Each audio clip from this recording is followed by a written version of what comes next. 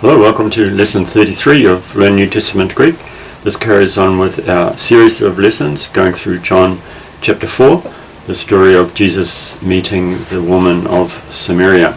So this is John chapter 4 verse 10. Apikrithe Jesus kai epen arte eides ten dorian tu theu kai tis estin holegon soi dos moi pain su an etesas auton kai edoken an soi hudor zon.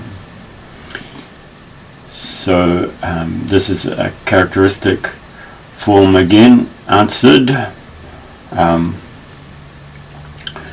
The base form is apokrimai, so the O, which would normally be here, has been replaced by the air, indicating past tense, and the theta, characteristic of the passive, while it is a passive form, but it has an active meaning. Answered Jesus and said to her. Again, this is a form that's used quite often in introducing speech. Jesus answered and said to her, eides ten dorian tu theu, if you had known. So eides is actually a pluperfect from the word oida, know. But oida is also a perfect form, and so it's perfect form, but it has a present meaning. And this is pluperfect form, but it just has a past meaning. We would translate knew, not had known. So it's a bit like I have got. That's actually a perfect form in English, but we just use it for the present. I have got a pen. So the same way with this. Usually perfect form, but it just means I know. And the pluperfect form doesn't mean, as you might expect, I had known, but just knew. If you knew the gift dorian, so this is a noun, and the object form, accusative or object form, the gift of God. Kai tis estin, and who it is, holegon soi, the one, legon, this is a participle, masculine singular, saying to you, dos moi pain, give to me to drink. So again, dos, part of an irregular part of the word give me something to drink. Su an etesas, you would have, so the an is just indicating that it's hypothetical, not real, but it's something that should or could happen. You could ask. So this is an aorist, and the root form is aitio, A-I, but the A has changed to A. So really what's happened is that where's my pen, the aitio is the root form. Aitio is the root form, and so we've added on an E, but these two have joined to become this one, the A, and this little hook underneath indicates this letter is kind of transformed into that. So this is really the underlying form here, and it's changed into this. You would have asked him, and he would have given you, this an is repeated, he would have given you hudor zon. So zon is a present participle. So hudor zon, the first meaning of that is running water or springing water. That's how you say running water in Greek.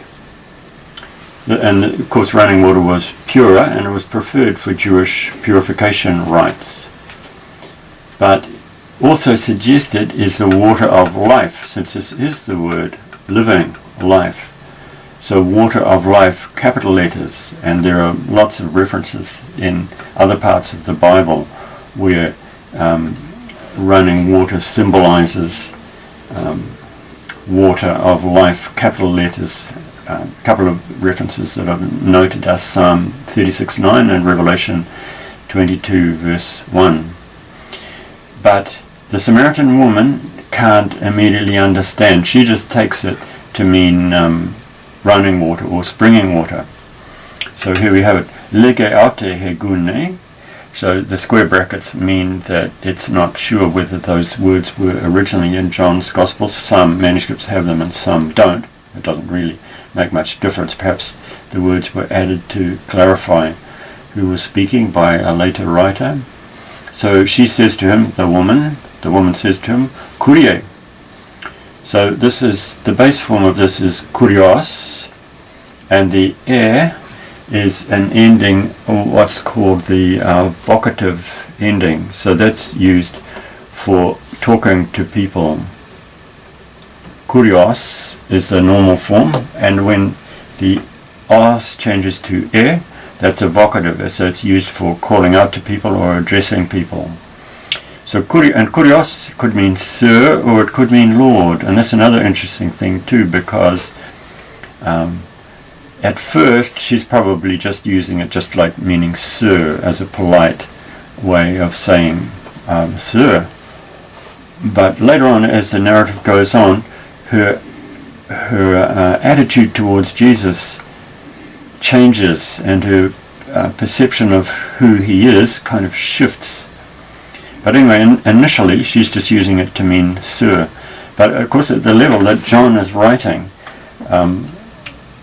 John is writing this down, and he's aware that of all the background and what's going on. And so in some ways it's a little bit ironical perhaps that she is immediately addressing him as Lord. So we can read this in a couple of levels. The level at which the woman is speaking right now is just sir, but at a deeper level she's calling him kurios because he is the Lord. And she says, ute antlema ekes. So u means not, and the te is just an ending added that usually goes with two parts. Often it'll be repeated later on, but John doesn't actually repeat it. Ute antlem ekes kai tofria estin bathu. So she's linked two things together. That's why the te is added on to the u. And it's a little bit in English we might say neither nor. Antlema, neither do you have an antlema, which is a bucket or something for fetching water. The ma ending indicates an object.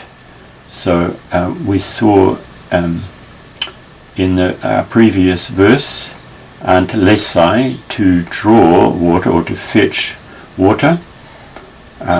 So that was the verb, but here we made a noun out of the same word by adding the ma ending, the object used to draw water.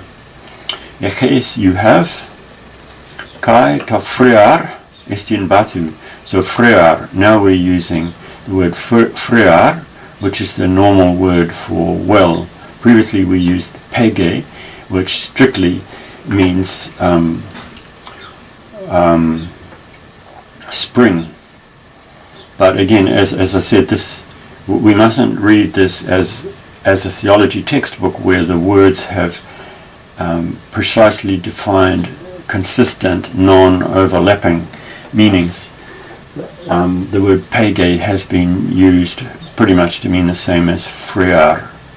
But anyway, now the word frear comes up. Estin bathu. It is deep, and there are a few English words that we get from this. I think bathyscope is something used to measure depth under the sea. So the well is deep. Pothen, we've met this word before, the then meaning from, and pu meaning where, from where, so from where, Ekes, do you have the water, the living, the water, the living? And in English we'd say this living water. The well was found in modern times and it's cleaned out in 1935. It was found to be 138 feet deep, over 40 meters. So pretty deep. You need a good rope, a good bucket and a good rope to fetch water out of it. Me su meton e tu patros hemon Jacob. Me is another form of not. But this one is often used in a question when we're expecting the answer no. And that's the case here. Surely not. Surely you are not greater. You are a, and greater, going with greater is the genitive. First approximation in English of the genitive is of, but here we would say in English greater than our father Jacob. Yeah, so Maidson greater, and the base form of that is Megas, not very good M there that I've drawn. The base form of Megas is Megas, great, and this means greater, so it's irregular. It changes just like the irregular forms in English, good, better, and best. It changes. So surely you are not greater than our father Jacob, and of course Jacob was the common father of the Jews and the Samaritans. Jacob hos edokin, who gave us the well, this well, and he from it drank. So the air, meaning past, he drank. Kai huioi autu, and his sons, kai ta thremata autu, and his animals. So the woman is a little bit puzzled by Jesus' statement, and she asks him to explain himself.